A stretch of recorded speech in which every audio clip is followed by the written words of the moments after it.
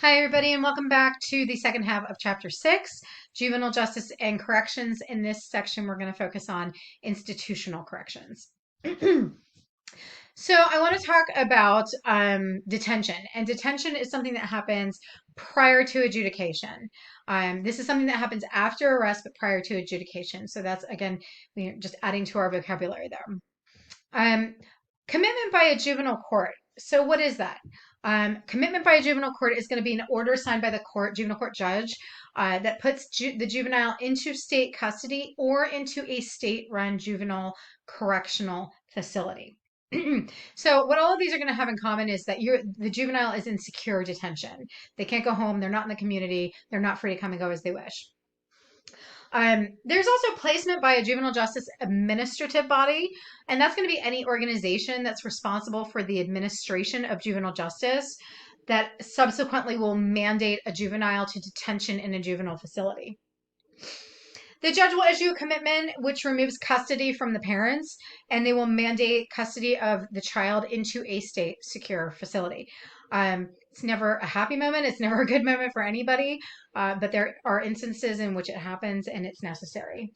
Since the early 2000s, interestingly enough, we have seen a marked decrease in placement in secure institutions for juveniles who break the law. And that is as a result of a number of factors. So there's been a step away from the movement of the practice of secure detention. It's not that we don't use it; it's just we use it less, because there has been a push more towards community-based sanctions, which we talked about in the last chapter. That we want to, at all costs, be as least restrictive as possible. We want to have sanctions, structure, and guidance, but if we can have them in the community without removing the child from the community, without removing them from their family and their schools and so forth, that's the option we want to go for. So we've taken a step away, and we're a little less liberal with our use of secure facilities for juveniles. But there's another reason we've stepped away from it as well. And unfortunately, that is because there have been secure juvenile detention facilities that have been rife with sexual abuse of the juveniles, physical abuse, and high rates of suicide, very high rates of recidivism. Obviously, all of those things are horrific. Not at all the point of the juvenile justice system. And certainly when we saw that this was something of a trend, we took a giant step back from secure facility placement. Excuse me. Why does that happen? I mean, there's all sorts of issues there, right? I mean, you're putting a bunch of very troubled kids with violent tendencies together, to live together, where they often will victimize one another. If they're not victimizing one another, they're learning the tricks of the trade from one another, one-upping one another. And then you also have the issue that it's not enjoyable work, and it's not work that gets paid well. So the people who work in these facilities are not always going to be the people who should be working in these facilities, right? It takes a special, very patient, skilled individual to work with troubled adolescents. But because of the low pay, the low prestige of the job, and just the difficulty of the day to day with the job, we don't always get the best candidates, right? And those people have a lot of autonomy and a lot of discretion, over these juveniles who have no recourse. They can't leave, right? Which creates, unfortunately, the ultimate circumstance for abuse of power, physical abuse, sexual abuse, etc. And where those cases have popped up, we have taken a step back because it's a problem that we haven't been able to fix, with widespread success, to be comfortable applying secure detention in large numbers. Okay. In short, they're not meeting the goals or the ideology of the juvenile justice system. The bulk of the population in secure institutions are going to be young males with multiple adjudications for violent crimes. That is pretty much, that sums it up. I mean, we don't hand out secure facility placement willy-nilly, thankfully. We don't hand it out as a rule of thumb. We don't hand it out for minor crimes. In order to be put into secure placement, it's got to be something pretty serious, and something where you are a danger to others. Most people are sent to medium security risk facilities, medium risk facilities. Those high juvenile risk facilities are going to be reserved specifically for those who have engaged in heinous crimes, who are repeat offenders, or who are sexual offenders. There is an approach that's seen success, and this is going to be the Texas Juvenile Justice Department has a secure facility for juveniles who have been adjudicated of murder or attempted murder. So we're talking a very, very serious crime here. And what it's interesting what they have them do. And again, this gets back to the malleability of youth and the ability to change, that they're not set in their ways. But they have them reenact the crime that they committed. As both themselves, their own role, what they did, but they also have to reenact it on the receiving end as having been the victim. And ultimately what this is about is teaching empathy. It's teaching, the ability to look at life from multiple perspectives, not just your own. But what we find is it's actually had some decent success in teaching that empathy and internalizing that empathy. For juveniles who have gone through this program, we've seen a 55% reduction in recidivism of all kinds. And there has been a 43% reduction in violent felonies. I don't know of a single adult program that can brag about those kinds of numbers, that the application of a program has had that level of impact of crime minimization. So that's a huge win. That's a huge win. And it's something that, maybe we will see more of in maybe it will proliferate into the system because it's had such success, which is the point, right? It's taking these young people who made terrible decisions and teaching them how to lead a law-abiding life and to move away from the life of chaos. There are both public and private facilities. Private facilities are run for profit, usually, which is always a dangerous thing. Any sort of secure facility that is run for profit, whether it's adult prisons or juvenile detention centers, they run it as a business, and this is not a business. This is a social public service where the interest is in the safety and the reclamation of the juveniles, past and future and soul. This is not an instance in which we should be looking at the bottom line and how to cut costs. These are businesses, but that's what business people do. And that is the risk of privately run facilities, whether it's for juvenile secure facilities or adult prisons.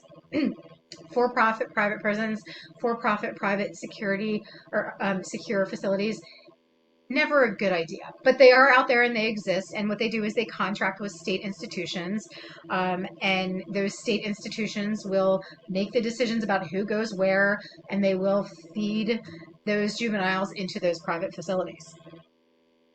Private facilities are largely used to house and manage youth for issues like abuse, neglect, emotional disturbances. So these are going to be our MINs, our PINs, and our CHINs. Public facilities are often what is used for juveniles who have been adjudicated of a crime.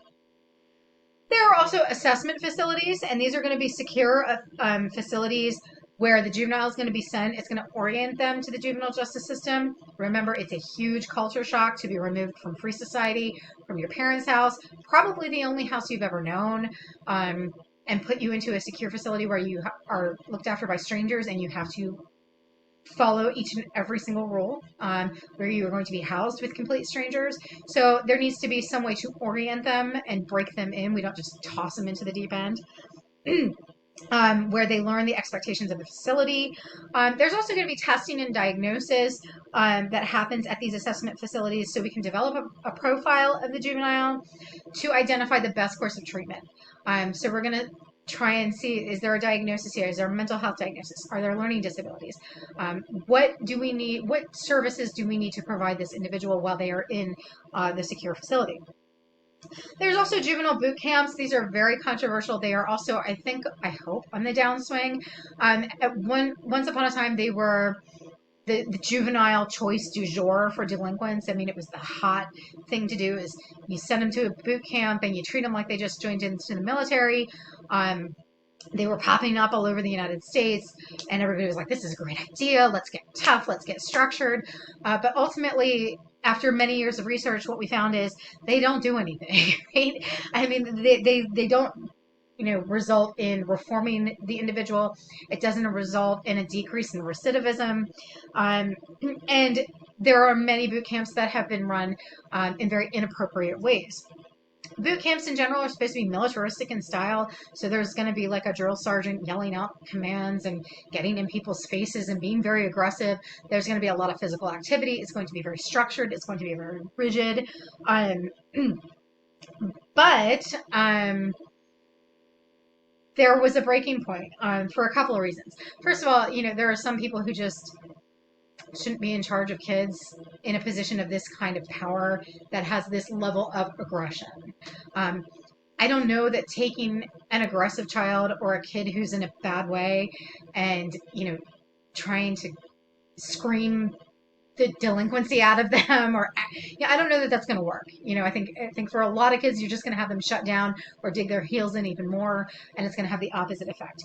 But what we saw, and there was a big breaking point at a facility, I believe it was in the state of Florida, where a 14-year-old was remanded to a boot camp. He collapsed after running a mile. This was unacceptable to the drill sergeant, who beat and kicked this child repeatedly, get up, continue, physically abuse this child. The child was not given any medical attention. A nurse, took a look and said he's fine, and ultimately he died. He ended up dying. This was litigated in court, obviously, both criminal court and civil court. What I will say is that the drill sergeant, boot camp officer, and the nurse were acquitted of aggravated manslaughter. They were not held criminally culpable. I'm not sure how that happened. And certainly we don't, kick and beat kids because they can't run a mile. But that was a catalyst for a lot of boot camps to get much more closer scrutiny. And a lot of boot camps didn't want much closer scrutiny. And so they closed up shop and they shut down. Like I said, this approach had no effect. It had no decreasing effect on delinquency. I'm all for being firm and being stringent, and there needs to be accountability and structure. But I don't know if screaming the crap out of kids and forcing them to do physical activity that they're not used to, that they're not in shape for, is going to do anything except make them angrier.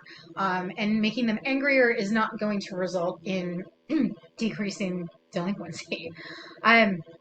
Another secure facility that is an option are going to be state institutions and schools. This is where they will go to live. There's going to be a variety of services. There's going to be health education. There's going to be counseling and treatment. There's going to be regular school, recreation, employment training. And the idea here is to focus on the rehabilitation and giving the child a skill set that will give them the ability to do pro-social things instead of antisocial things upon release. Excuse me. Going to be a heavy emphasis on maintaining order and inmate behavior is what they're going to call it. So it's going to be quasi run like a prison, but like a watered down prison. Is this in tandem with the ideology of the juvenile justice system? We're in the punitive phase, so it's stretching the boundaries of that definition. However, we may be seeing a paradigm shift. So we're in this punitive approach, but we are seeing a pivot towards more approach trauma-informed care for juvenile delinquents. It is not the go-to yet. It is not the central focus of our sanctions yet, but there is more of an introduction into our processes. So I want to talk about ACEs. ACEs, ACE, apostrophe S, stands for Adverse Childhood Experiences. And what we find, Adverse Childhood Events. What we find is that juveniles who engage in delinquency have a multitude of ACEs. They have a number of ACEs in their past experience. And what constitutes being an ACE? Physical abuse, sexual abuse, emotional abuse, neglect, verbal abuse, drug and alcohol addiction, witnessing drug and alcohol addiction in the home, witnessing domestic violence of one of their parents in the home, incarcerated parents, having parents that are just absent because they're behind bars, high rates of poverty. These are all events that are so traumatic, and they have such an influence on a growing and developing child that research is now telling us it can literally have an impact on cognitive function, cognitive development, that manifests itself in chaotic atypical behavior. So ultimately, if ACEs are literally altering cognitive and emotional, social, behavioral development, this is beyond a child's control. I mean, a child can't stop a parent from beating their mother in front of them. A child can't stop a parent from being an alcoholic or from abusing these children.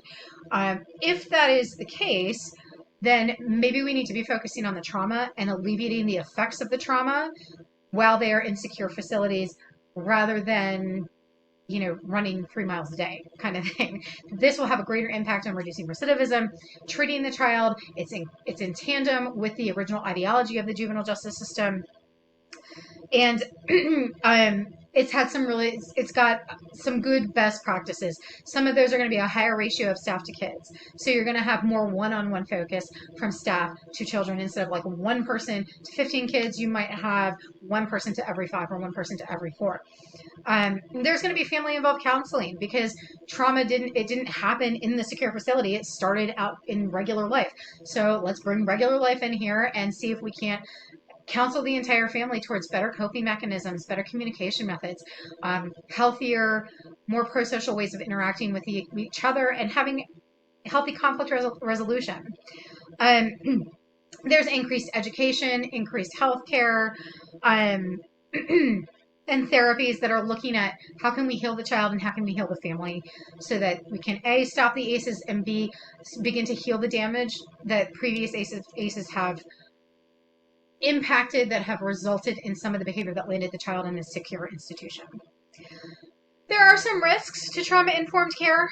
Ultimately, these kids who are in juvenile delinquency, I mean, it's sort of an secure facilities, sort of an age-old story that they come from difficult backgrounds where they've been hurt, victimized repeatedly. And so what do?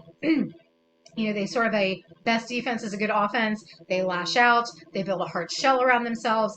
And then this trauma-informed care is about breaking down that shell, identifying the hurts, recognizing the hurts, letting go of the hurts, and incorporating healthy behaviors in life. So if you have this kid who comes in who's been like protecting themselves with a hard shell, lashing out at the world so the world can't lash out at them, and you break that all down, but then you send them back into a group of kids where there's bullying and victimization and abuse that's tolerated, we're actually going to see a negative backlash instead of improvement. So it's really important that when we have trauma-informed care, that trauma-informed care, or that trauma-based care is consistent across the board. It's not just in therapy with the therapist or the counselor, but that it follows them into their dormitory-like facilities with the other kids, that there is a no-tolerance policy for abuse, victimization, or bullying from child to child in those institutions. This is just an FYI. This is a wealth of job opportunity in this area. I mean, there's so many jobs that are available as a result of these approaches, such as psychological treatment, psychological testing, administration and management of secure facilities, case management, which is, the individuals that you manage and work with, vocational training specific to individuals at secure facilities, security monitoring. So for people who are thinking about getting involved in the juvenile justice system, or for people who aren't quite sure what you want to do after you're done, there's just a ton of job opportunities in this area.